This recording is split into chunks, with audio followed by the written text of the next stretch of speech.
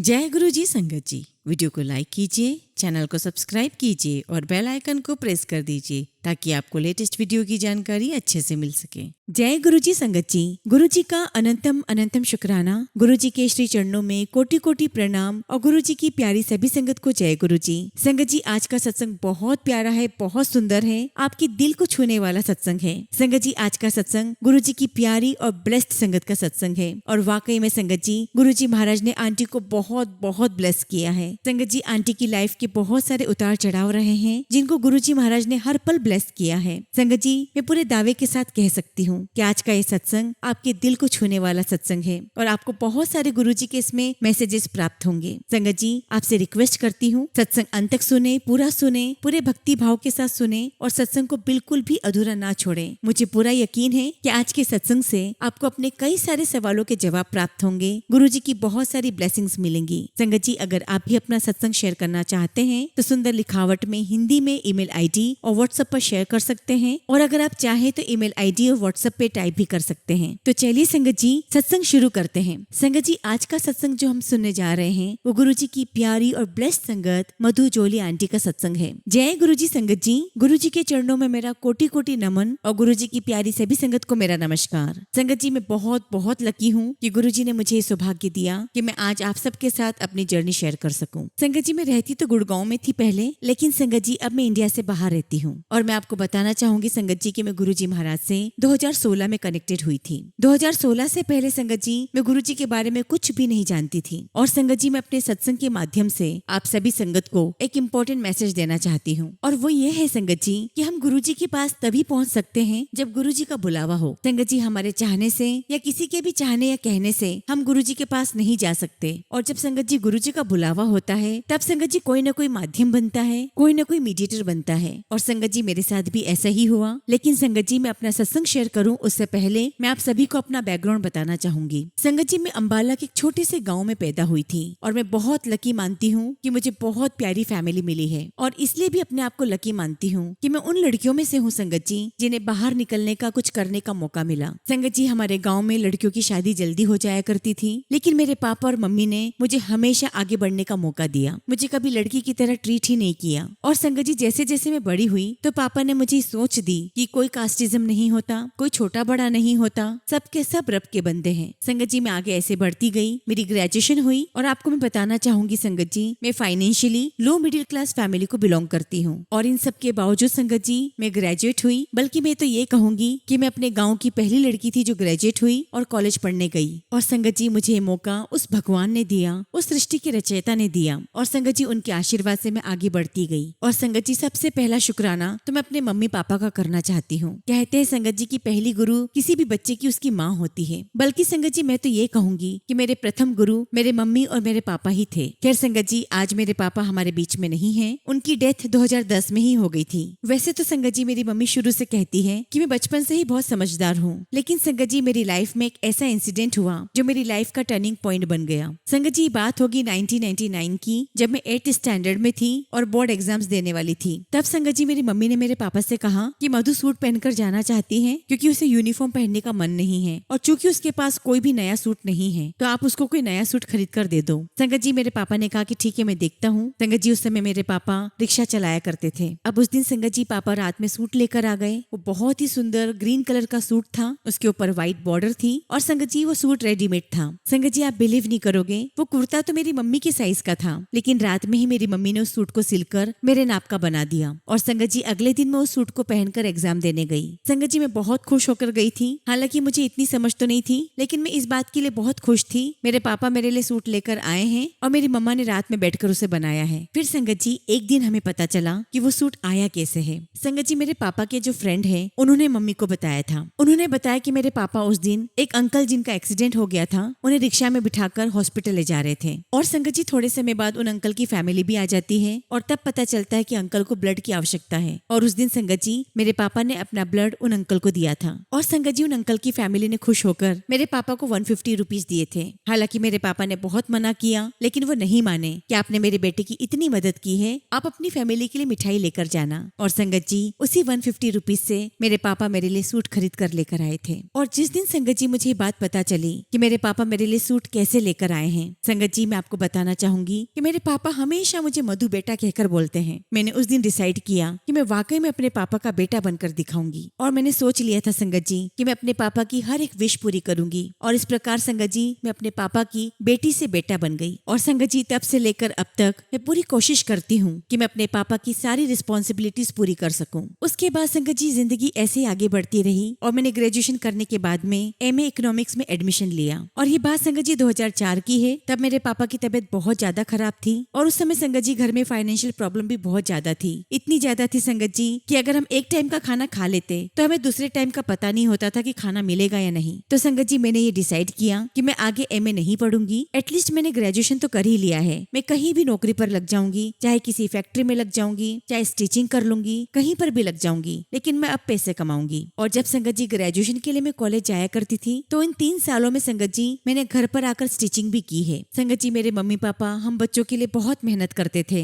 संगत जी हम 6 भाई बहन हैं और मैं सबसे बड़ी हूँ। संगत जी मुझे मिलाकर हम 4 बहनें हैं और मेरे 2 भाई हैं। संगत जी 2004 में मुझे रियलाइज हुआ कि अब मेरे पापा और मेहनत नहीं कर पाएंगे, तो मैंने यही निर्णय लिया कि मैं अब आगे अपनी पढ़ाई नहीं करूंगी और कोई जॉब करूंगी। और उस टाइम पर संगत जी मेरी फ्रेंड ने मुझे हेल्प की और मेरी फ्रेंड मुझे गुड़गांव लेकर आ गई। संगत जी एक सिंपल सी लड़की जो एक गाँव से निकली है, जिसे कुछ भी नहीं पता था, जिसे कंप्यूटर का भी कोई नॉलेज नहीं था। मैंने एक सिंपल से कॉलेज से जो कि हिंदी मीडियम था वहाँ से ग्रेजुएशन की और मैं गुड़गांव आ गई। सिर्फ मुझे इतना पता था कि बस मुझे जो भी जॉब मिलेगी वो मुझे करनी है और अपनी फैमिली की हेल्प करनी है। और मुझे ऐसा लग रहा था संगत जी कि एटलीस्ट मैं ग्रेजुएट हो चुकी हूँ और मेरे छोटे भाई बहन तो जो अभी स्कूल ही जा रहे हैं, जिन्हें अपनी खुद की बेसिक एजुकेशन का हक बनता है, तो मुझे उनके लिए मेहनत करनी है। और उन्हीं के लिए मैंने अपने घर से कदम बाहर निकाला। और संगत जी मुझे लग रहा था कि ये रिस्पॉन्सिबिलिटी मैं उठा रही हूँ, जबकि संगत जी ये सब कुछ होना तय था। और संगत जी 2004 में जो मेरी पहली जॉब थी वो एज ए सेल्स गर्ल थी एक मॉल में। और तब मुझे संगत जी 125 रुपीज मिला करते थे और मुझे ये कहा गया कि अभी हम आपको 1 महीने के लिए जॉब पर रखते हैं, अगर आपका काम अच्छा लगा तो हम आपको यहाँ पर कंटिन्यू करने देंगे। और संगत जी मुझे पहली सैलरी मिली 3700 रुपए, जिसे पाकर संगत जी मैं बहुत बहुत खुश थी। और मैंने सोचा कि मैं अपने घर जाऊंगी और अपनी मम्मा को ये पैसे दूंगी। और इस प्रकार संगत जी धीरे धीरे मैंने अपने घर पर पैसे भेजना शुरू कर दिए। और 2004 से लेके संगत जी 2016 तक मेरी लाइफ में बहुत अप्स एंड डाउन्स भी आए। कुछ ऐसे लोग भी मेरे संपर्क में आए जिन्होंने मुझे आगे बढ़ने में बहुत मदद की। और इन 12 सालों में संगत जी इतने अप्स एंड डाउन्स आए, लेकिन मैंने हिम्मत नहीं हारी, मैं आगे बढ़ती रही क्योंकि मुझे मेरे भाई बहनों का कुछ करना था। और संगत जी इन 12 सालों में मेरे 2 भाई और 2 बहनें ग्रेजुएट हो चुके थे। और संगत जी मुझे इस बात की बहुत खुशी थी कि मैं जो जिम्मेदारी लेकर घर से निकली थी वो मैंने आज पूरी कर दी। लेकिन संगत जी मुझे तब ये बात नहीं पता थी कि जो जिम्मेदारी मैं निभा रही हूँ उसके पीछे किसकी पावर थी। शायद संगत जी मैं बचपन से भोलेनाथ को मानती हूँ और माता रानी की भी पूजा करती हूँ, लेकिन मुझे ऐसा लगता था कि सब करते हैं इसलिए मैं भी करती हूँ। और सबसे ज्यादा लगाव संगत जी मेरा भोलेनाथ के साथ था और उन्हीं की शक्ति मेरे साथ में थी, जिसका पता संगत जी मुझे अब लग चुका है। और जब संगत जी 2010 में मेरे पापा की डेथ हुई तो मैं बहुत बहुत टूट चुकी थी। मुझे ऐसा लगने लगा कि क्या इस धरती पर भगवान है भी या नहीं। संगत जी मैं अपने पापा की डेथ से इतनी हिल गई थी कि गुड़गांव में जो मैंने अपने घर पे मंदिर बनाया हुआ था वो मंदिर मैंने हटा दिया था, सभी भगवान की फोटो हटा दी थी। संगत जी मैं जानती हूँ कि मैंने बहुत गलत किया था, जिस बात का रियलाइजेशन मुझे आज तक है। और संगत जी 2010 से लेके 2015 तक मैंने कभी किसी भगवान की पूजा ही नहीं की। 2009 में मुझे पता चला कि मुझे थायराइड हो गया है और 2010 में मेरे पापा की डेथ हो गई थी। तो बस मेरे दिमाग में एक ही बात बैठ गई थी कि बस खूब मन लगाकर काम करो और अपनी फैमिली की सारी रिस्पॉन्सिबिलिटीज पूरी करो। इस धरती पर भगवान नाम की कोई चीज नहीं है। और संगत जी धीरे धीरे वक्त गुजरता गया और 2010 से लेके 2015 तक मैं तरक्की पे तरक्की करती चली गई, मैं आगे बढ़ती गई। मुझे जो भी टारगेट्स मिलते संगत जी मैं उन टारगेट्स को अचीव करती चली गई और डे बाय डे संगत जी मेरी परफॉर्मेंस बेटर होती चली गई। और मुझे ऐसा लगता था संगत जी ये सारी मेरी मेहनत का नतीजा है। मुझे तब नहीं पता था कि इसके पीछे किसकी पावर है। मुझे नहीं पता था संगत जी कि उस वक्त भी गुरुजी मेरे साथ थे। और संगत जी 2010 में मेरी कोलीग ने मुझे कहा भी था कि आपको थायराइड की प्रॉब्लम है, चलो मैं आपको छतरपुर वाले गुरुजी के मंदिर लेकर चलती हूँ। और आप सोचिए संगत जी कि मैं कितनी बेवकूफ थी, कितनी नादान थी कि 2010 में मेरे पास गुरुजी महाराज का बुलावा आया था, लेकिन मैं नहीं गई। गई। तो संगत जी मैंने अपनी कुलिक से कहा कि मैं तो भगवान में ही विश्वास नहीं करती, उनकी ही पूजा नहीं करती हूँ, तो ये तो ठहरे इंसान, मैं इनकी पूजा कैसे कर सकती हूँ, मैं इनको कैसे मान सकती हूँ। और संगत जी मैं गुरुजी के मंदिर नहीं गई और इसी प्रकार संगत जी मैं अपनी लाइफ में आगे बढ़ती गई। लेकिन संगत जी समय के साथ साथ मेरा थायराइड भी बढ़ता जा रहा था। संगत जी मैंने थायराइड की मेडिसिन 25 mcg से स्टार्ट की थी और 2016 के आने तक मैं 125 mcg की दवाइयाँ खाने लगी थी। और संगत जी ये बात मैंने कई लोगों से सुनी थी कि जिन लोगों को हाइपर थायराइड हो जाता है उनकी जिंदगी भर मेडिसिन नहीं छूटती है। तो ऐसे संगत जी टेस्ट पे टेस्ट होते रहे और मेरी मेडिसिन बढ़ती चली गई। और इतना ही नहीं संगत जी, इन 4-5 सालों में थायराइड की वजह से मुझे पीसीओडी की समस्या भी हो गई। संगत जी मैं इन सभी चीजों को अकेले ही फेस कर रही थी। मैंने इन सब के बारे में अपनी फैमिली में किसी को भी नहीं बताया, क्योंकि संगत जी मैं नहीं चाहती थी कि मेरी मम्मी मेरे भाई बहन मुझे लेकर परेशान हो जाएं। और फिर संगत जी 2016 में मेरी लाइफ में गुरुजी महाराज आए, वो भी उसी फ्रेंड की छोटी बहन के माध्यम से। मैं दक्षा आंटी और शाखा आंटी का भी शुक्राना करती हूँ कि गुरुजी महाराज उन्होंने मुझे आपके साथ कनेक्ट करवाया। संगत जी एक दिन मेरी फ्रेंड ने मुझे कहा कि आप क्यों नहीं गुरुजी महाराज के मंदिर चलती हो,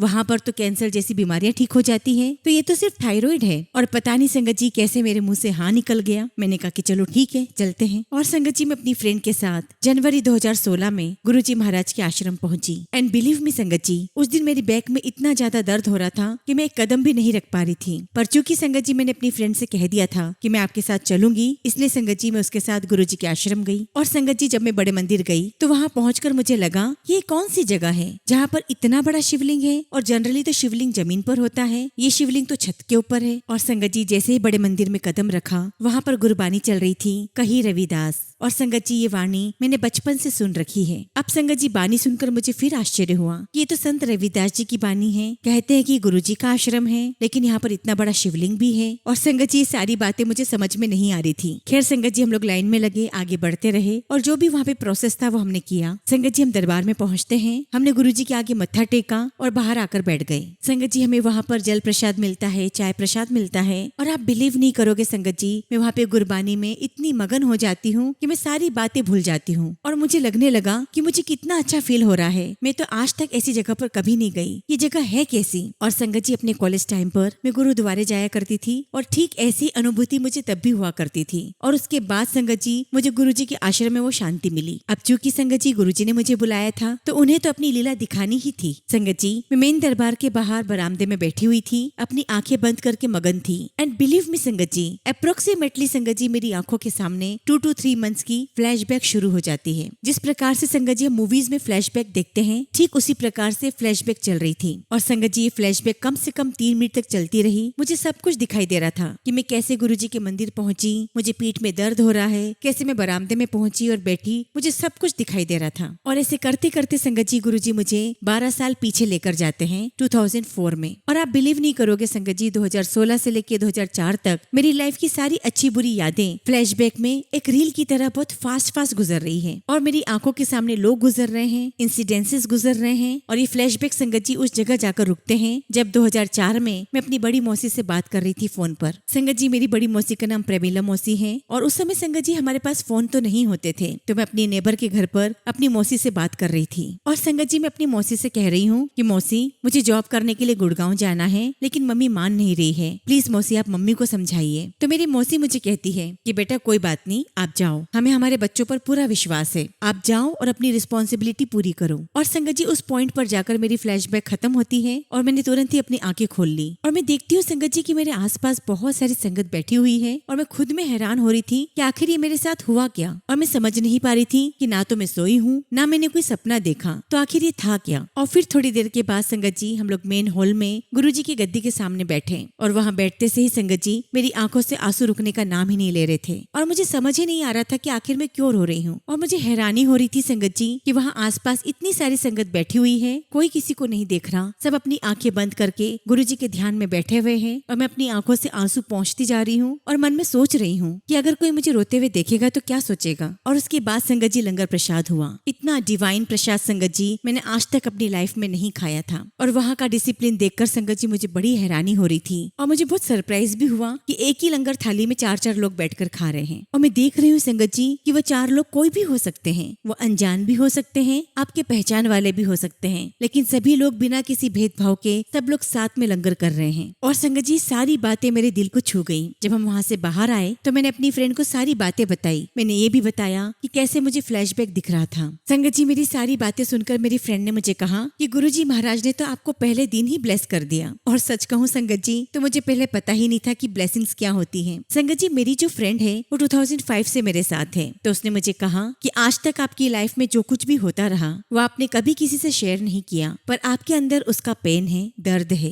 लेकिन आज आप जब गुरुजी महाराज के दरबार में आए तो गुरुजी ने आपको अपना लिया, तो गुरुजी ने आपके उस दर्द को, उस पेन को एक बार फिर से गो थ्रू करवाया है और उन्होंने आपके आंसुओं के थ्रू उसे धो दिया है। संगत जी बहुत ही प्यारी बात विशाखा आंटी ने मुझसे कही और वाकई में संगत जी वो दर्द मेरे अंदर से निकल गया था उस दिन। और उसके बाद संगत जी मैंने कभी भी उन बातों को याद नहीं किया। मैं बहुत बहुत शुक्राना करती हूँ गुरुजी का कि उन्होंने मुझे पहले दिन ही अपना लिया था। और संगत जी मैंने अपनी फ्रेंड को ये भी बताया कि जब हम लोग गए थे गुरुजी के मंदिर तब मुझे बैक में बहुत दर्द था और जब हम बाहर आए तब दर्द बिल्कुल भी नहीं है। और देखिए संगत जी गुरुजी महाराज ने मेरा वो दर्द भी खत्म कर दिया था। गुरुजी महाराज का लख लख शुक्राना मुझे इतना प्यार देने के लिए। संगत जी हम लोग सभी अपना दिमाग बहुत लगाते हैं, बहुत इफ एंड बट लगाते हैं, लेकिन गुरुजी महाराज तो कहा करते थे कि अपनी जूतियों के साथ अपना दिमाग भी बाहर छोड़कर आया करो। लेकिन फिर भी संगत जी उस दिन मैंने अपना इफ एंड बट लगाया कि एक्चुअली ये हो क्या रहा है। संगत जी उस दिन मैं घर आई, रात के 3 बजे तक संगत जी मुझे नींद नहीं आ रही थी, तो मैंने गूगल पर गुरुजी के बारे में सर्च करना शुरू किया। उनके बारे में बहुत सारी चीजें पढ़ती हूँ, बहुत सारे सत्संग सुनती हूँ और संगत जी धीरे धीरे मुझे समझ में आने लगा कि ये तो वही महाशिव हैं जिन्हें मैं बचपन से पूछती आ रही हूँ, प्यार करती आ रही हूँ। और फाइनली मुझे मेरे महाशिव मिल गए।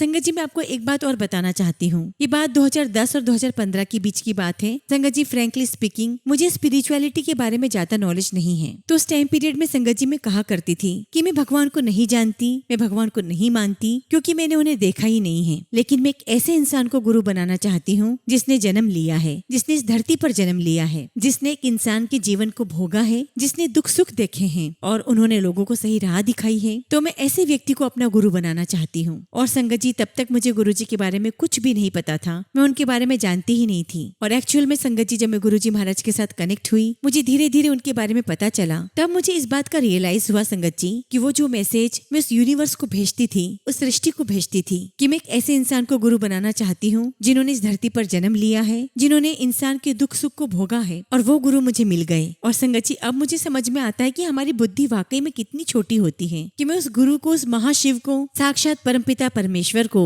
इंसान कहा करती थी। पर संगत जी मुझे तो साक्षात मेरे भगवान मिल गए, मेरे महाशिव मिल गए, मुझे मेरे प्रभु मिल गए। शुक्राना गुरुजी, आपका लख लख शुक्राना मुझे अपना बनाने के लिए। तो इस प्रकार से संगत जी मैं गुरुजी महाराज के साथ कनेक्ट होती हूँ और पहले 5 मंथ तक लगातार संगत जी मैं गुरुजी महाराज के मंदिर जाती हूँ। और 5 महीनों के बाद संगत जी मेरा थायराइड का टेस्ट होता है और संगत जी मेरे थायराइड टेस्ट की जो रिपोर्ट है वो बिल्कुल नॉर्मल आती है। तो मेरी डॉक्टर मुझे कहती है कि आप एक बार फिर से टेस्ट करवाओ। और संगत जी मैं दोबारा टेस्ट करवाती हूँ, लेकिन रिपोर्ट संगत जी वही आती है, बिल्कुल नॉर्मल। और संगत जी ये तो मेरे गुरुजी महाराज की ब्लेसिंग्स थी जिन्होंने मुझे अपना लंगर प्रसाद खिलाकर मेरा हाइपर थायराइड ठीक कर दिया। लेकिन फिर भी संगत जी मैं अपनी थायराइड की मेडिसिन ले रही थी। और फिर संगत जी 2017 में मैं अपने घर में क्लीनिंग कर रही थी और तब तक मेरे पास गुरुजी महाराज का ब्लू कलर के चोले में स्वरूप आ चुका था। और क्लीनिंग करते करते संगत जी मेरी सारी मेडिसिन फ्लोर पर गिर जाती है और उसी समय संगत जी मुझे एक थॉट आता है कि अपनी सारी मेडिसिन फेंक दे। और तब तक संगत जी मुझे नहीं पता था कि टेलीपैथी होता क्या है। और जब संगत जी सारी मेडिसिन नीचे गिरी तो मैं गुरुजी की तरफ देखती हूँ और कहती हूँ कि गुरुजी मेरा दिल कर रहा है कि मैं सारी मेडिसिन फेंक दूं।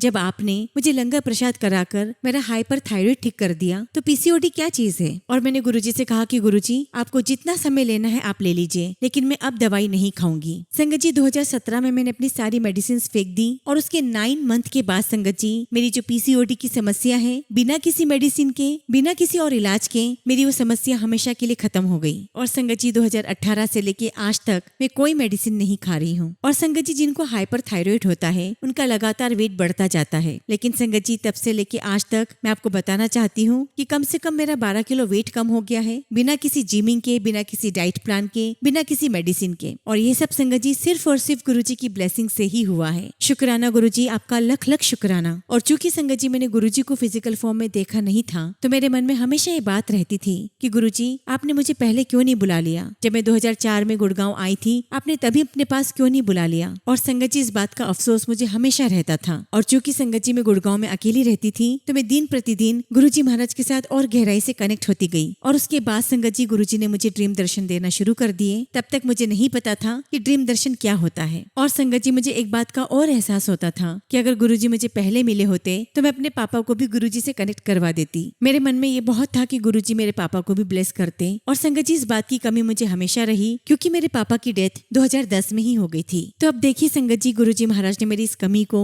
मेरे इस एहसास को कैसे पूरा किया। सबसे पहले संगत जी गुरुजी ने मुझे ड्रीम में दर्शन दिखाए कि मेरे अंबाला वाले घर में गुरुजी का सत्संग होता है। और एक्चुअली संगत जी वो सत्संग घर के बाहर हो रहा था। तो मैं वहाँ पर प्रसाद लेकर पहुँचती हूँ और सोचती हूँ कि जनरली तो गुरुजी के सत्संग घर में ही होते हैं, पर ये सत्संग बाहर क्यों हो रहा है। तो संगत जी मुझे इस बात का एहसास होता है कि हमारा अंबाला वाला घर बहुत छोटा है कि कभी हम सत्संग करेंगे भी तो सारी संगत वहाँ नहीं बैठ पाएगी। और सपने में संगत जी यही मैं देखती हूँ कि सत्संग हमारे घर में नहीं हो रहा था, सत्संग घर से बाहर हो रहा था। और फिर जहाँ सत्संग हो रहा था संगत जी मैं वहाँ जाती हूँ, गुरुजी के स्वरूप के सामने मत्था टेकती हूँ। तो मैं क्या देखती हूँ संगत जी कि गुरुजी के स्वरूप के पीछे एक छोटा सा गेट है। और संगत जी मुझे ये तो समझ में आ गया कि गेट मेरे अंबाला वाले घर का है। मुझे ये भी समझ में आ गया कि सत्संग मेरे घर के बाहर हो रहा है, लेकिन मुझे ये दिखाई नहीं दे रहा था कि सत्संग कौन करवा रहा है, क्योंकि संगत जी मुझे मेरी फैमिली नजर नहीं आ रही थी। तभी मैं क्या देखती हूँ संगत जी कि एक अंकल आते हैं, उन्होंने व्हाइट कुर्ता पजामा पहना हुआ है और वो एक आंटी के साथ आते हैं और वो आंटी के हाथ में भोग की थाली देते हैं। और संगत जी वो आंटी गुरुजी को भोग लगाती है। संगत जी मैं उस थाली में क्या देखती हूँ कि उसमें भोग रखा है, उसमें चावल रखे हैं, उसमें मिश्री रखी है। संगत जी मैं क्या देखती हूँ कि आंटी ने सबका भोग लगाया लेकिन मिश्री का भोग नहीं लगाया। तो मैं आंटी से कहती हूँ कि आंटी आपने मिश्री का तो भोग लगाया ही नहीं। तो आंटी मुझे कहती है कि अरे मैं भूल गई, चलो मैं लगा देती हूँ। और संगत जी जैसे ही वो आंटी मिश्री का भोग लगाकर वो थाली उन अंकल को वापस करते हैं जो व्हाइट कुर्ता पजामे में थे। और संगत जी मैं क्या देखती हूँ कि वो अंकल का फेस मेरे पापा के फेस में बदल गया है। और मैंने देखा कि गुरुजी ने मेरे पापा को ब्लेस किया हुआ है। और गुरुजी ने मुझे इस बात का एहसास करवाया कि बेशक तेरे पापा मुझे फिजिकल फॉर्म में नहीं मिले हैं, लेकिन मैंने उन्हें ब्लेस कर दिया है। मुझे गुरुजी ने एहसास करा दिया कि तेरे पापा मेरे साथ हैं। और उस दिन के बाद से संगत जी मैं बिल्कुल बेफिक्र हो गई।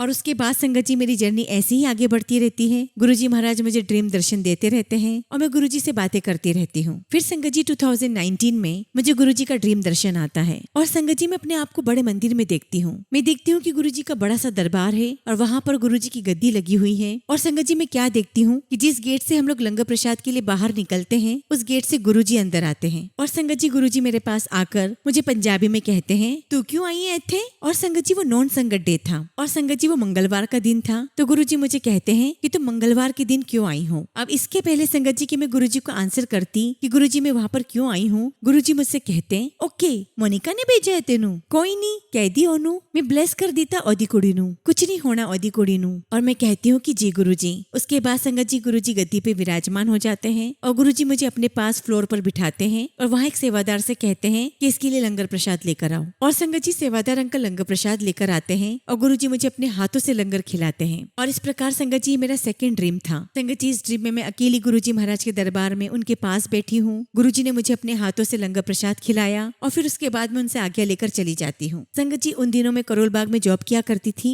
और जब भी मैं मेट्रो से ट्रैवल करती थी मैं यूट्यूब पर संगत जी कोई न कोई सत्संग सुनती रहती थी। और कहते हैं संगत जी कि जब आप गुरुजी महाराज से जुड़ जाते हो तो फिर आप उन्हीं के बारे में सोचते हो, उन्हीं की सत्संग सुनते हो, उन्हीं का भजन करते हो। तो उस दिन संगत जी जब मैं यूट्यूब खोलती हूँ और जो पहला सत्संग मेरे सामने आता है मैं वो सुनना शुरू कर देती हूँ। और संगत जी वो सत्संग दुबई की एक आंटी अपना सत्संग शेयर कर रही होती है। और संगत जी वो जो सत्संग था वो सुखी आंटी का था। तो आंटी अपने सत्संग में बताती है कि एक दिन गुरुजी उनसे कहते हैं कि सुखी आंटी चल मैं तुझे टेलीपैथी सिखाता हूँ। तो आंटी कहती है ठीक है। और उसके बाद आंटी अपने घर चली गई। और उस दिन संगत जी सुखी आंटी के ड्रीम में गुरुजी आते हैं। और जब सुखी आंटी अगले दिन गुरुजी के पास जाती है तो गुरुजी पूछते हैं कि आंटी तूने टेलीपैथी सीख ली। तो आंटी कहती कि नहीं गुरुजी मैंने तो नहीं सीखी, आपने तो मुझे सिखाई नहीं, आप तो मेरे ड्रीम में आए थे। तो संगत जी गुरुजी आंटी को आंसर करते हैं कि किसी की हिम्मत भी है जो मेरे सपने ले सके, मैं जिसका चाहता हूँ मैं उसी के ड्रीम में आता हूँ। कहने का मतलब यह है संगत जी कि गुरुजी की मर्जी के बिना कोई गुरुजी का ड्रीम तक नहीं ले सकता। और अगर किसी को गुरुजी का ड्रीम आता है तो इसका मतलब ये है संगत जी कि गुरुजी सच में आते हैं। और संगत जी मुझे मेरे सवाल का जवाब मिल गया कि वो जो मैंने सपने में देखा था कि मोनिका आंटी की कुड़ी को ब्लेस कर दिया। और तब मुझे समझ में आ गया कि मोनिका आंटी कोई तो होगी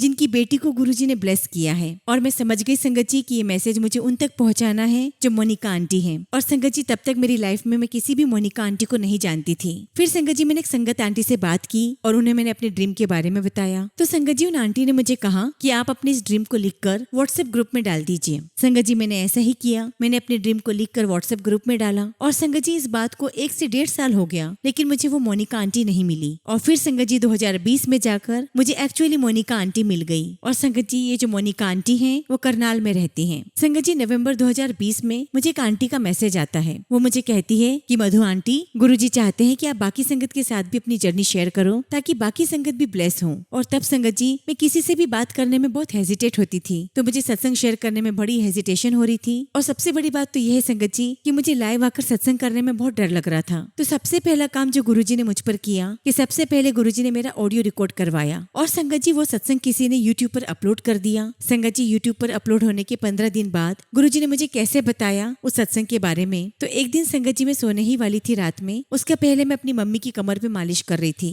और गुरुजी महाराज ने मुझे मेरी मम्मी की कमर के ऊपर दर्शन दिए। और संगत जी मम्मी की कमर पे मालिश करते करते गुरुजी का फेस बन जाता है।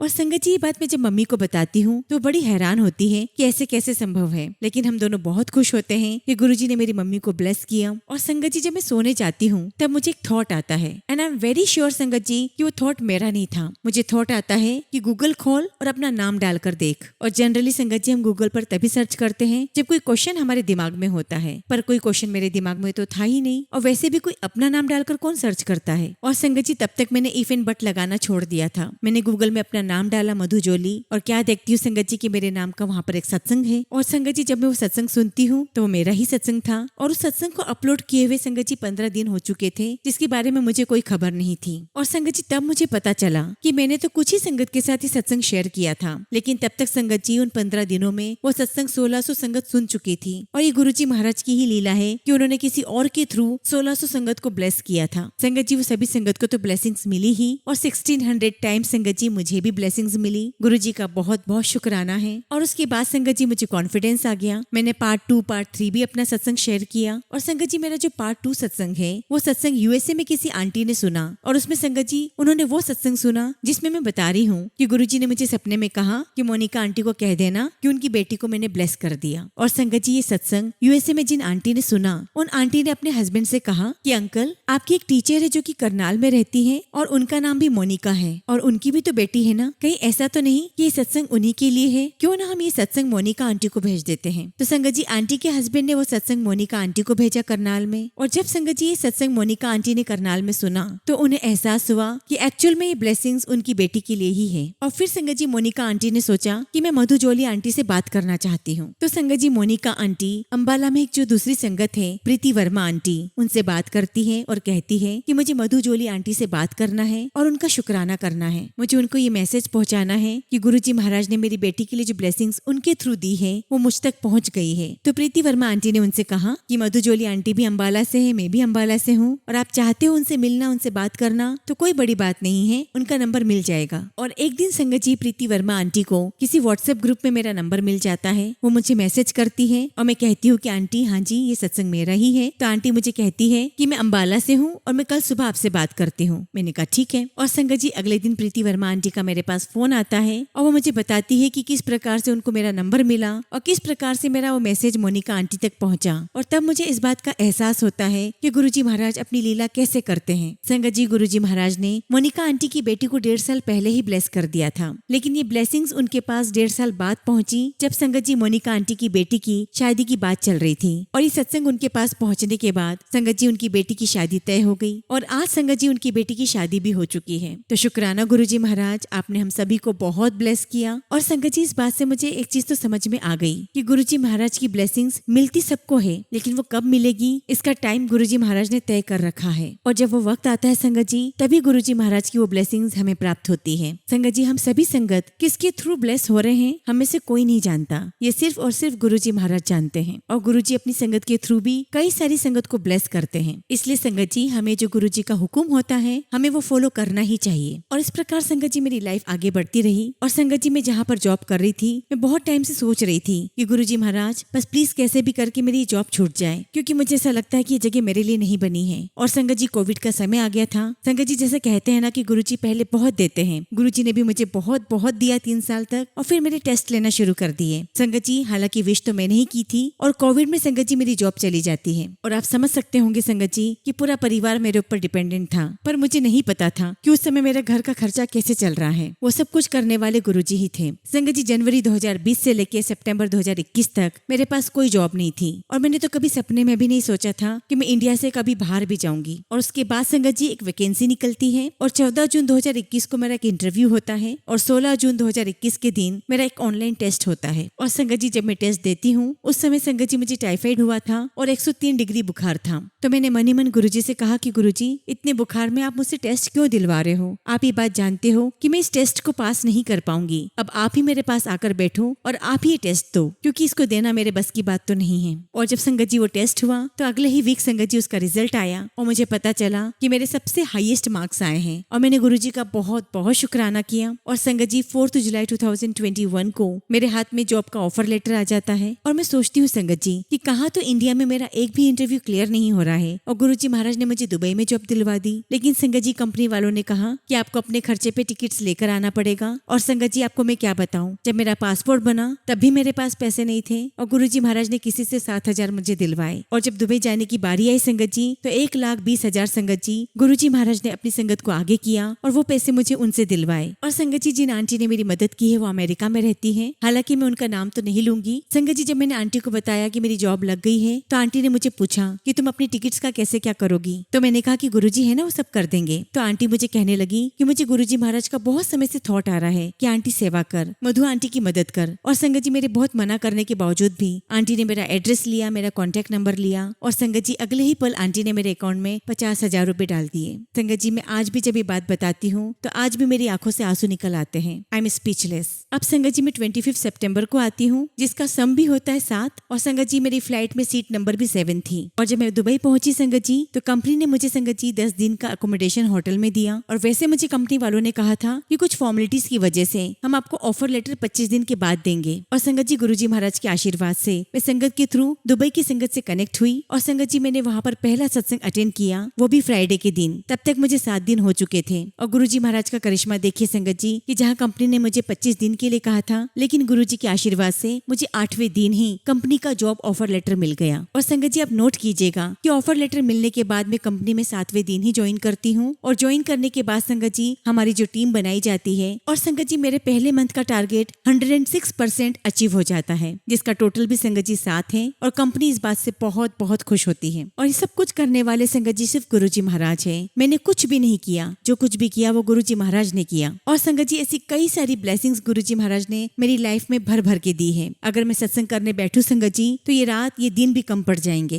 मैं गुरुजी का जितना भी शुक्राना करूं उतना ही कम है। शुक्राना गुरुजी, लख लख शुक्राना। फिलहाल संगत जी, मैं अपने शब्दों को विराम देती हूँ और बहुत जल्दी गुरुजी की आज्ञा से अपना अगला शुक्राना सत्संग शेयर करूंगी। जय गुरुजी, शुक्राना गुरुजी। संगत जी, अगला सत्संग हम प्रियंका सूद आंटी का सुनेंगे और आंटी ने अपना सत्संग हमें ईमेल के थ्रू सेंड किया है। जय गुरुजी, शुक्राना गुरुजी। गुरुजी का अनंतम अनंतम शुक्राना। संगत जी, गुरुजी के साथ जुड़े हुए मुझे कुछ ही दिन हुए हैं, लेकिन संगत जी मैं उनकी ब्लेसिंग्स हर पल फील कर सकती हूँ। और संगत जी, जिस दिन मैंने गुरुजी के सत्संग सुनना शुरू किए, उसके अगले दिन ही मुझे गुरुजी की ब्लेसिंग्स मिलना शुरू हो गई। संगत जी, मैं अपने बेटे को स्कूल लेने गई थी और वहाँ पर मैंने कार देखी जिसका नंबर 7777 था, जो आज तक संगत जी मैंने उस स्कूल में कभी ऐसी कार नहीं देखी थी। और उस दिन मुझे विश्वास हो गया कि गुरुजी ने मुझे आशीर्वाद दिया है, क्योंकि संगत जी मुझे पता चल चुका था कि गुरुजी का ब्लेसिंग नंबर 7 है। संगत जी, एक सत्संग और सुनाना चाहती हूँ। मैं वाराणसी गई हुई थी और मुझे काल भैरव मंदिर जाना था, बट थोड़ा डाउट हो रहा था कि कैसे होगा, क्योंकि संगत जी हम संडे के दिन का प्लान कर रहे थे और उस दिन बहुत भीड़ होती है। लेकिन संगत जी, मैंने गुरुजी से अरदास की और कहा कि गुरुजी, आज मेरा बहुत मन है कि मैं दर्शन करूं। और संगत जी, गुरुजी की ही कृपा है कि जिस शहर में इतना ट्रैफिक होता है, उस दिन बिल्कुल भी ट्रैफिक नहीं मिला। संगत जी, हम बहुत आराम से मंदिर पहुंच गए और फिर जैसे ही मंदिर पहुंचे